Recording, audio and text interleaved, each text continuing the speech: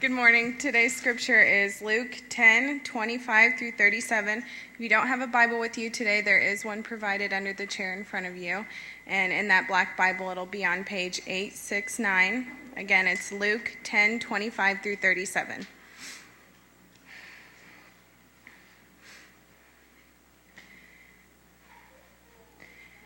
And behold, a lawyer stood up to put him to the test, saying, "Teacher, what shall I do to inherit eternal life?" He said to him, "What is written in the law? How do you read it?" And he answered, "You shall love the Lord your God with all your heart, and with all your soul, and with all your strength, and with all your mind, and your neighbor as yourself." And he said to him, "You have answered correctly. Do this, and you will live." But he, desiring to justify himself, said to Jesus, "And who is my neighbor?" Jesus replied, "A man was going down from Jerusalem to Jericho, and he fell among robbers, who stripped him and beat him, and departed, leaving him half dead. Now by chance a priest was going down that road, and when he saw him, he passed by on the other side. So likewise a Levite, when he came to the place and saw him, passed by on the other side. But a Samaritan, as he journeyed, came to where he was, and when he saw him, he had compassion. He went to him and bound up his wounds, pouring on oil and wine. Then he set him on his own animal and brought him to an inn and took care of him. And the next day he took out 2 denarii and gave them to the innkeeper, saying, 'Take care of him, and whatever more you spend, I will repay you when I come back.' Which of these 3 do you think proved to be a good neighbor to the man who fell among the robbers?" He said, "The one who showed him mercy." And Jesus said to him, "You go and do likewise."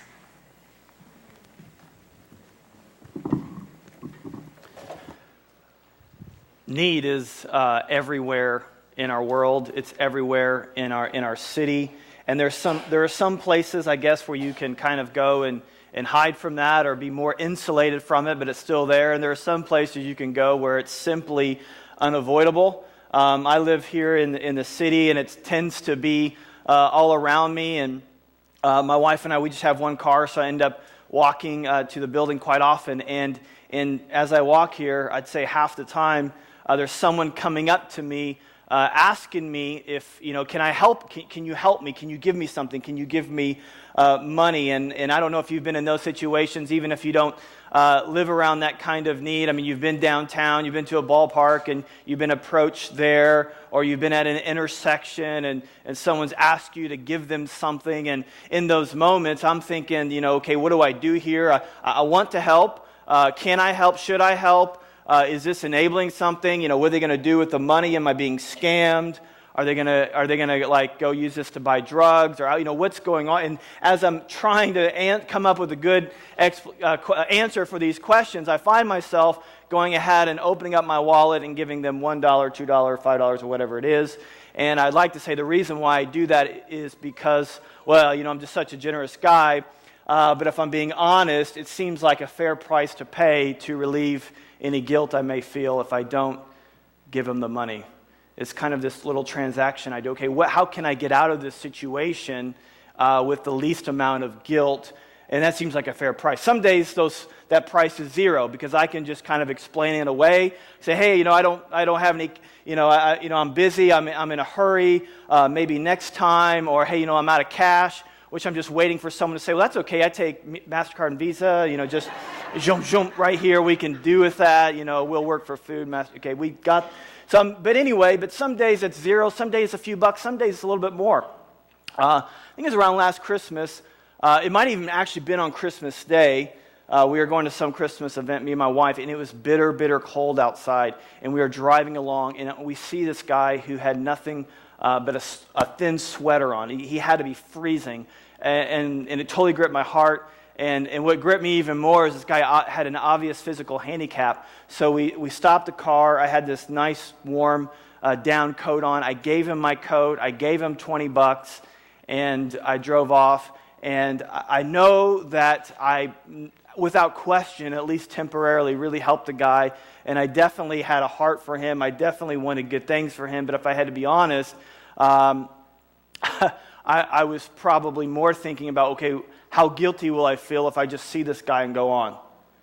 And so that day, it was a coat and $20. That was the price. And I'm just thinking, I'm thinking about the verses, it's like, some have entertained angels and not have been unaware. I'm just like, I know this guy's an angel. I know if I don't help this guy, it's going to be an angel, or even worse, it's going to be Jesus, whatever you do the least of these. And so all these verses are just run through my head. I'm like, I've got to help this guy. I got to do something to go here. And I think we've been in that situation. So ever since I've wrestled with, okay, what does it really mean to be generous? And how do I be generous? And how can I really help people? I mean, really help people and not just, am I really doing that? Am I just doing this to relieve guilt? And what's going on here? And because what I don't want to do is I don't want my generosity, or I don't want to just to be, because when it's about guilt, what happens is if you're someone who's around a little bit, not very much need, and you may help the every once in a while person, you may think, well, I help people most of the time, so I'm a pretty generous person. Well, if you're around someone who's with a lot of need, and you help the same amount, you could feel really horrible because the amount of help you're given compared to the need just leaves you feeling guilty. So if you've ever, when they hand out these humanitarian awards, like, look at this person, look how much they did, and this is a person who's, in the thick of poverty, in the thick of need, and they get this award, they always say something like, well, I could have done more. And you don't see like, yeah, I really did something. You see this sense of guilt, this sense of, well, because there's all this need and I'm not helping enough. And so if you just kind of gauge it on, this guilt factor, you just end up feeling horrible. You end up not really helping people. There's no doubt about it, a mixture of generosity in there. But at the end of the day, I think most of us just kind of give out of guilt. In fact, we've had people leave this church because they see the need around here, and they're like, I don't really want to do anything about it, but every time I come here, I just feel guilty because I don't do anything, so I need to go because it just makes me feel bad. And so how do we deal with this? How do we do generosity? How can we be truly generous in a way that really helps people? Because I think if we took a vote, everyone would say, yeah, we should help people. I don't think we need to vote on that. I think everyone's like, I want to help people. The problem is it wears me out, or I never feel like I'm doing enough, or, am I being scared? How do we do this? How do we do generosity in a way that, A, really, really helps people, and B, we're sustained through it and we don't feel horrible in the process, because the need out there is overwhelming. There really is a sea of need out there, and we can either push it aside and grow cold to it, or we can engage, but we can feel guilty because it's like we can never, ever, ever, ever, ever do enough. And so this is one of the issues I feel at this time in Christmas that we really do need to get a vertical perspective on. This is if anything, generosity and giving. We need God's perspective on this, because when we try to deal with it in our own kind of human sense, it can leave us wanting. And so this story that we're looking at today, the parable, it's not really a parable, story of the Good Samaritan. It's going to help us to get a vertical perspective of how we really help people and how we can do it with the right motive. And it starts off with this interaction between Jesus and a law expert. It's not a law expert as in a civic lawyer, but it's a lawyer of religiousness. It's a lawyer of religion. It's a lawyer. He knew the Torah. He knew the Bible, and so he wanted to test Jesus. And the reason why he wanted to test Jesus, because Jesus is always welcoming sinners. And, he wanted to trap him because he wanted to ask him, hey, what's really the Bible all about? And he expected maybe Jesus to say something like, well, hey, it doesn't really matter what you believe, just welcome people in. So he's like, I'm going to trap him because he loves people so much, he can't honor the Bible. And so I'm going to trap him. And he tries to trap him, but Jesus pulls a fast one on him and traps him, which, by the way, it's not a bad thing to get trapped by Jesus because it's a trap of love. And so Jesus asked him a question back. He says, how do you read the law? How do you summarize the Bible? And the guy says, well, love the Lord with all your heart, mind, soul, and strength, and love your neighbor as yourself. And Jesus is like, that's right. You got it right. All of the Bible is pushing us to love God with all that we have. So, number one, he should dominate our thought life. I heard a Catholic priest once say, rightly, your religion is whatever you do with your solitude. Your religion is whatever you do with your solitude. And what he's saying, when you're all alone, when you don't have anything to read, when there's no radio, no TV, no iPhone, and your thoughts are idle, like you're just standing on a corner and your mind just goes in neutral, where does your mind go? What do you do when it's really, really quiet? Where's your mind go? Is it your job? Do you think about your job? Do you think about winning the lottery? Do you think about the man or the woman of your dreams? Is it your career? And what he's saying is wherever your mind goes to, when it's in neutral, that's your religion. That's the God that you really serve. So we are to love God with all of our mind. He's to dominate our thought life. So when our minds go into neutral, it's God that we think about. Well, it's not just our mind, it's everything that we have. It's our emotions, it's our strength. That we are to love God so much that we're absolutely content in Him at every stop because, well, we just love Him with everything that we have. And then to help us earth that a bit, the Bible says that we love God with all of our heart, mind, soul, and strength, and we love our neighbor just like ourselves. That commandment's just like it. So what he's saying, all this love that you say that you have for God vertically, that's meant to work itself out horizontally in love for others. That's why it says in James, how can you say, I hate my brother, but I love God?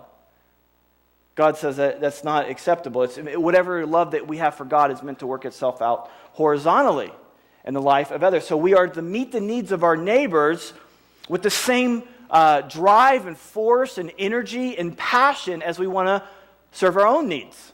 So we should, if we like to eat 3 times a day, we work hard at that, we ensure that, we organize around that. We should use the same energy and passion to see that our neighbor eats 3 times a day.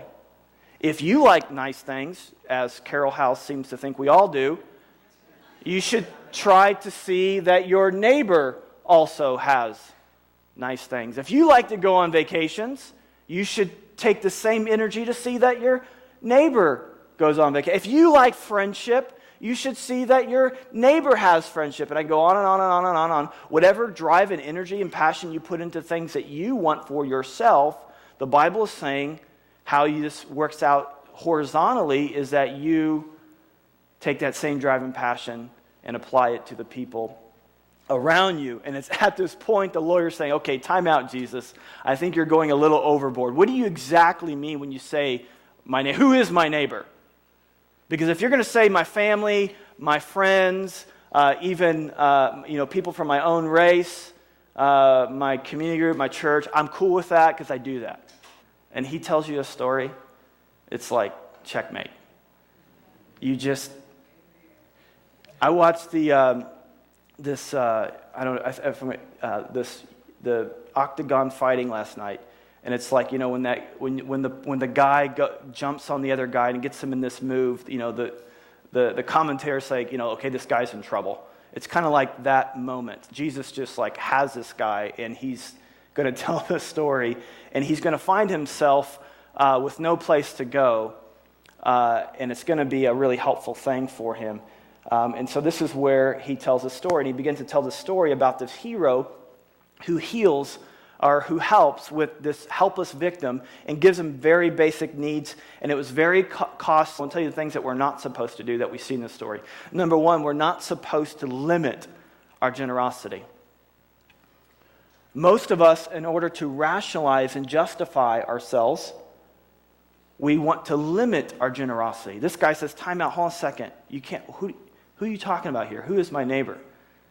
And I think that's the question we have. It's like whether we say it out loud or we think it, we want to limit it. And Jesus says you can't limit. And there's a few ways I think we try to limit that we'll talk about here. Number one, we try to limit the who. We try to limit who we're generous to. It's natural to be generous to the people who are like you, the people that you like and they like you. But Jesus blows that out of the water when you think about the characters that he chooses. He chooses a Jew and a Samaritan. And to say these guys were bitter enemies is putting it lightly. There was absolutely severe hatred between the two. In fact, there's this one place in John chapter 8, I think it's 8:46, where the Pharisees were getting so frustrated and angry with Jesus, and they were thinking of a name they could call him, and they say, are we not right in calling you a Samaritan and the devil? It's like one of those moments where someone makes you so mad, you're just like, you Samaritan? And everyone would have been like, oh my gosh. He called him a Samaritan. It's like you think about the worst possible thing that you call someone. And that's what they're left with saying. You, Samaritan. And so there was this thing to where there was this obvious hatred between the two. And Jesus is saying, here's his point, your neighbor is any and everyone.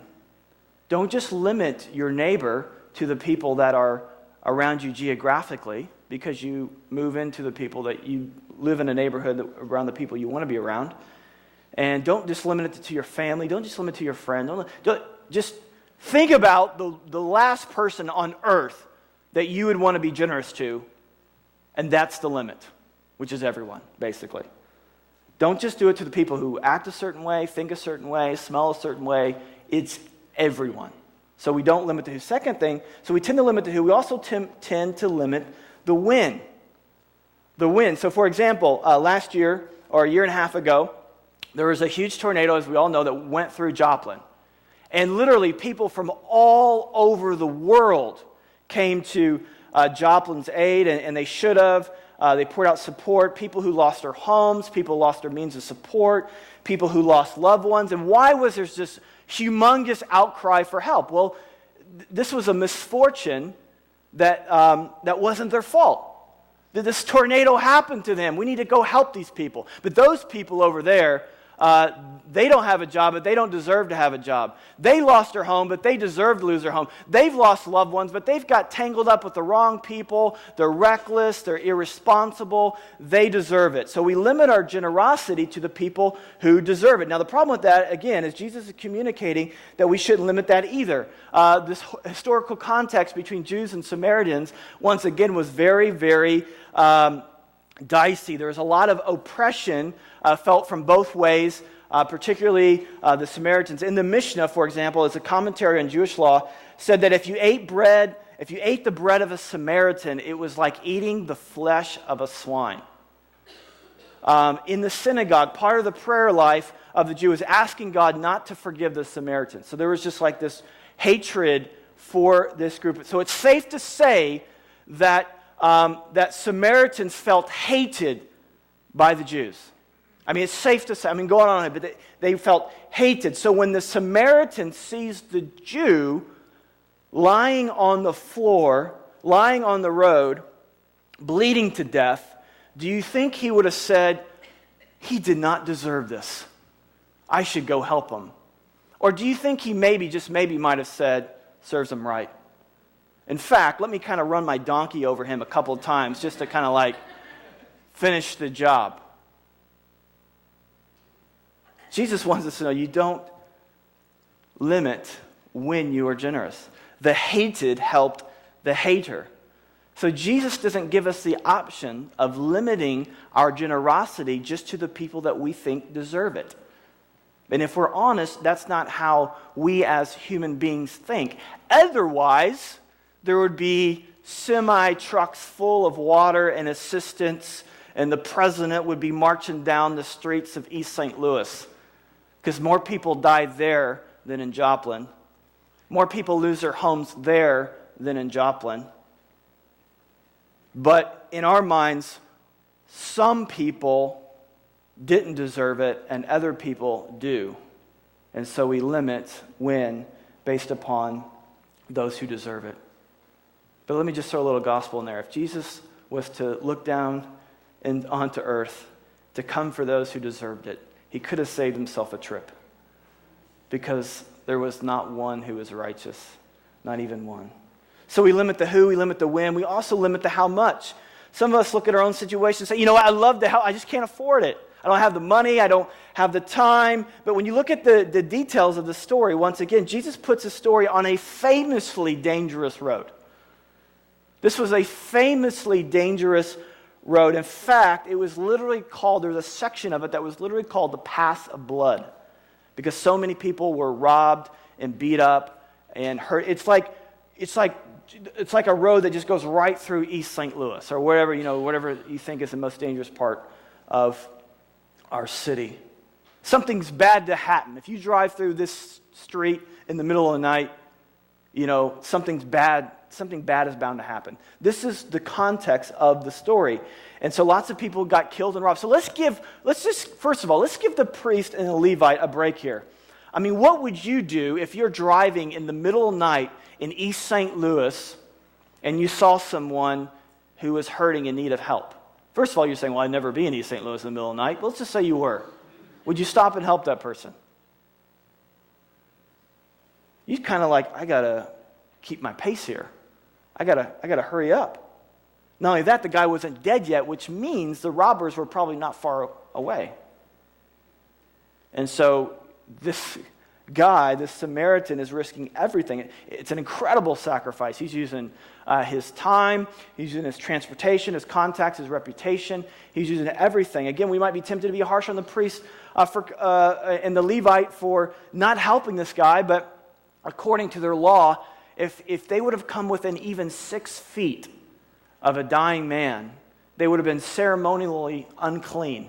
And they would have had to gone through this rites of purification process that was A, costly, and B, time-consuming.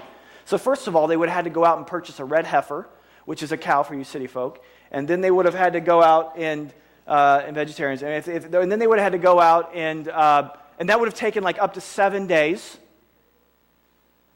So it's kind of like they're coming by the street and they're thinking, oh my gosh, this is really going to cost me. Not only that, I've been away from my family all week. I just want to get home. I want to kick back. If I do this, I'm going to delay getting back to my home for another 7 days. I would really love to help, but I can't afford it. I don't have the money, and I don't have the time. So the Samaritan, though, is stopping at great cost. He didn't have the time. He didn't have the money. And he's actually not just sacrificing time and money, he's actually putting his own life on the line. And Jesus is saying, the kind of benevolence and generosity I'm calling my disciples to is radical costliness. Jesus wants to challenge us what we say we can afford and not afford, because I think a lot of times when we say we can't afford something, what we mean is I can't do this without it affecting my standard of living. I can't do this without it affecting my agenda that I have for my life. I would love to help, but I have every other things in the schedule that if I stop and do this, I can't do the other things I have in my schedule. And Jesus is saying, that's exactly what I'm after. I'm after you to mess up your budget. I'm after you to mess up your financial agenda. I'm after to mess up your time agenda. I mean, consider Galatians 6:2. It says that we are to bear each other's burdens. But how can we bear each other's burdens if we are unwilling to be burdened? You cannot take on the burden of someone else unless you're willing to be burdened. So don't just limit your generosity simply up until the point to where it begins to burden you, or actually you'll miss out on where Jesus wants to take you. And that's why we're called not to limit what Jesus wants. Now the question is, how in the world is that possible? Because we've answered the question, how can we help people? I mean, really, really help people, but we haven't answered the question, how does this not wear us out? Because right now, Brian, I'm feeling pretty guilty. I'm feeling pretty worn out by you just talking, and we haven't even done anything yet. How do we do this? Because I think we all know we should live like this. I think we all want to live like this. We really want other people to live like this. I mean, if there's people that lived in a neighborhood that all live like this, I mean, we want to live in that neighborhood. We want people to be looked at. We all want this. We all think this is the ideal, but how do? Well, there's two ways. There's two paths in the text. One is insufficient and leads to misery, and the other is sufficient and leads to joy. Who wants to do what's insufficient and be miserable? Who wants to do what's sufficient and be happy, joyful? Yeah, me too. But let's talk about the miserable one first, because it's Christmas. The first path, it's important to know what we shouldn't do. The first path is really morality. And morality can happen in two ways. It can be secular morality or it can be religious morality. Secular morality says that, hey, if you're an enlightened person, if you're a progressive person, if you're a liberal person, if you're a civic-minded person, if you're a decent person, then you'll give to the poor. You'll vote for policies that help the poor. You'll recycle. You'll volunteer for the United Way or the Habitat for. You'll do these things. You'll do philanthropy. If you're that's secular morality. If you're a decent person, if you're a progressive person, if you're one of the enlightened ones, you'll do this. That's secular. Religious, same way. You must give to the poor because the Bible says so, or the Quran says so, or the Torah says so. All major religions say you should help the poor. And so there's secular morality and there's religious morality, and they both work off of guilt. They both use guilt as a way of motivating you to give. And so they say, you have so much and they have so little. What's wrong with you? Why won't you do this? Or maybe put out some pictures of some starving children. Maybe a little Sarah McLachlan in the background. For the price of a cup of coffee, you can save a kid's life. Or if you drink Starbucks, you can lease them a BMW maybe as well or something. So what will it be, you selfish yuppie? Coffee or saving a kid's life? Picture of a child, Sarah McLachlan in the background. They use guilt. But the kind of generosity that Jesus calls us to is so high that guilt is not a powerful enough motivator. Guilt alone will not motivate you enough to reach the level of generosity that God calls us to. It's an insufficient motivator.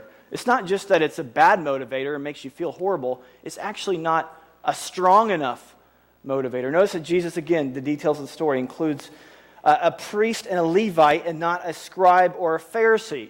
I think it's important not to glob the Pharisees and the scribes with the Levite and the priest all in one category, as these are the religious people. It was the scribes and the Pharisees, those are the ones that Jesus would go toe-to-toe with and have scuffles with.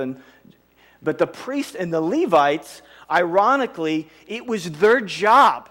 It was their job to minister to the needs of the poor. Back then, everything flowed through the temple. I mean, there was no here's the government social action programs, and over here is, this is separation church and state. It was all the same thing. And it flowed from the temple. Any generosity at all flowed from. So it was the job of the Levites and the priests to actually help the poor. It was their job. So if Jesus was to tell this in 2012, he would have said, and then the director of social services walked by, and then the president of that famous food pantry walked by. In other words, Jesus is saying, duty is not what I'm after. Because the people who would normally help the poor will not be generous the way I'm calling you to be generous. It's not going to happen that way. Jesus says morality is not going to take you very far. He wants to know that the biggest guilt trip in the world will not motivate you to the depth and the length that I'm calling you to be generous.